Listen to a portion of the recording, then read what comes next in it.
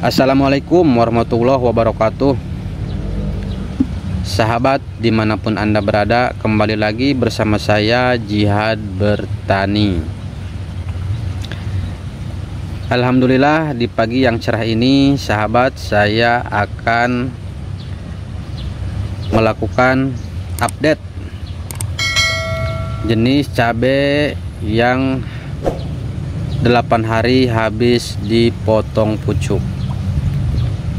Bagaimana perkembangannya, dan di sini saya sudah siapkan cabai 2 bagian dan 2 bagian lagi yang sudah dipotong pucuk, 2 bagian yang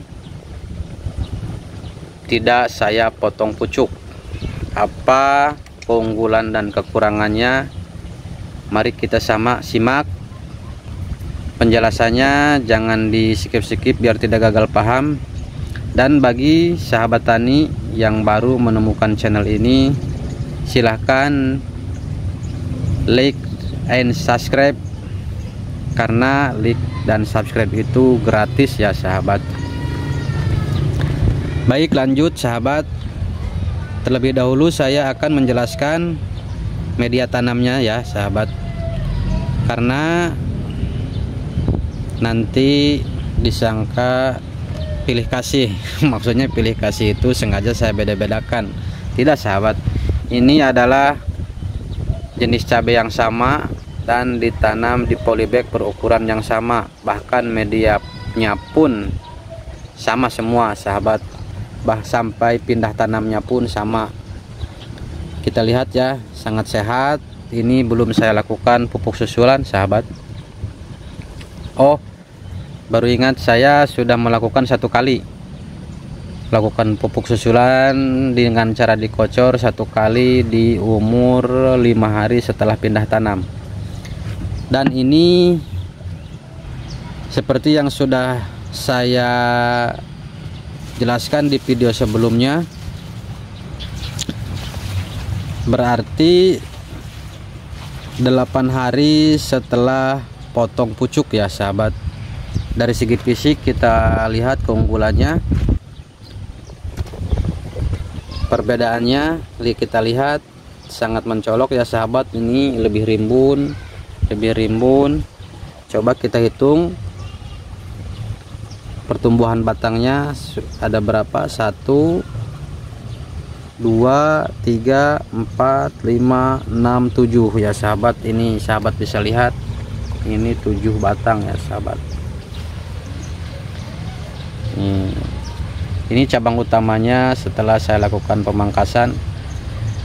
Kenapa saya lakukan pemangkasan di waktu siang hari? Karena di sini biasanya kalau habis dipotong pucuk akan terjadi getah ya, akan mengeluarkan getah. Nah, setelah terkena sinar matahari akan cepat mengering dan tentunya akan lebih terhindar dari virus. Ya, coba yang ini sahabat. 1 2 3 4 5 6 7. 1 2 3 4 5 6 7. Masing-masing ada 7 batang ya sahabat. Dan ini yang tidak saya potong pucuk. Sahabat tani lihat, itu dari segi fisik sahabat. Ini juga ya, nanti kita akan sedikit menggali lagi keunggulan dan kekurangannya. Dari segi fisik sudah sangat signifikan terlihat ya sahabat perbedaannya, yang antara dipotong pucuk dan yang tidak dipotong pucuk.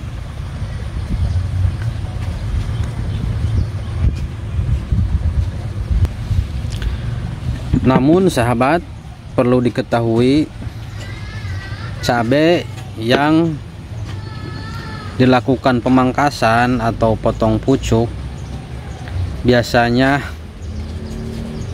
memiliki waktu yang sedikit lebih lama ya sahabat untuk berbuah. karena biasanya yang habis dilakukan pemangkasan potong pucuk membutuhkan waktu untuk membentuk percabangan baru, sehingga membutuhkan nutrisi lebih banyak. Dan dari cara pemupukannya pun jelas sangat berbeda ya sahabat, harus lebih intensif. Untuk itu kita harus tepat untuk melakukan potong pucuk, karena kalau kita tidak tepat itu bisa mengganggu tanaman dan bisa menyebabkan stres. Nah, untuk tentunya untuk selanjutnya yang tidak saya lakukan pemangkasan ini ya, saya biarkan tumbuh alami. Keuntungannya sahabat, tanaman lebih cepat berbunga ya, pastinya karena dia lebih fokus kepada batang awal lebih tinggi dan lebih fokus kepada pembungaan. Tentunya perawatannya pun sangat mudah karena kita tidak perlu melakukan pemotongan, sehingga menghemat waktu ya. Namun kekurangannya pun pasti ya sahabat, ini karena berhubung cabangnya sedikit, produksi buahnya pun tentunya akan sedikit pula. Tanaman pun akan cenderung lebih tinggi sahabat, bahkan bisa terjadi rebah batang kalau kita tidak segera memberi penyangga. Nih sahabat, sirkulasi udaranya pun kurang baik jika daunnya terlalu rapat ya sahabat, sehingga rentan terhadap hama dan penyakit. Tuh. Di sini ini bisa dilihat tuh, sudah ada apa nih, nah tuh, udah ada hama nih untuk yang potong pucuk.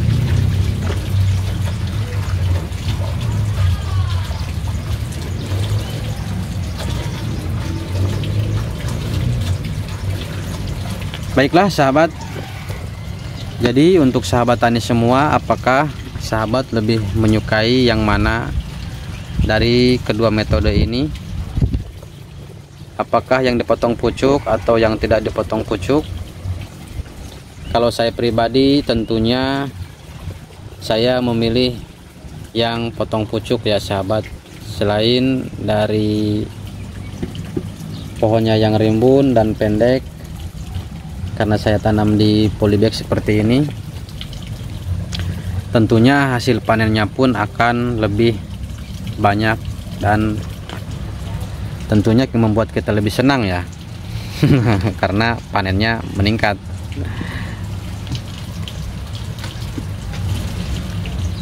Pilihan terbaik tergantung pada tujuan budidaya dan kondisi lingkungan tanaman para sahabat tani semua. Jadi jangan terpaku sama satu metode, kita harus kreatif sahabat. Yang penting kita sudah berani melakukan penanaman, itu adalah satu tangga menginjak kepada keberhasilan. Jadi baiklah sahabat tani semua, semangat terus, mari hijaukan bumi dengan cara bertani. Akhirul salam, assalamualaikum warahmatullahi wabarakatuh.